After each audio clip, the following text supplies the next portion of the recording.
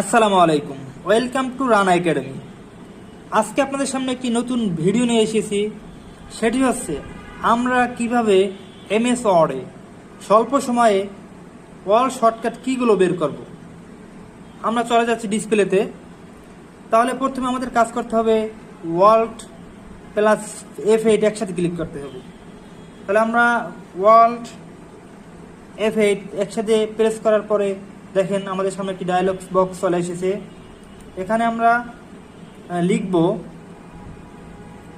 List commands, list COMMANDS, list commands লেখার পরে আমরা দেখেন এখানে রান একটি অপশন আছে। রান অপশনে আমরা ক্লিক করব।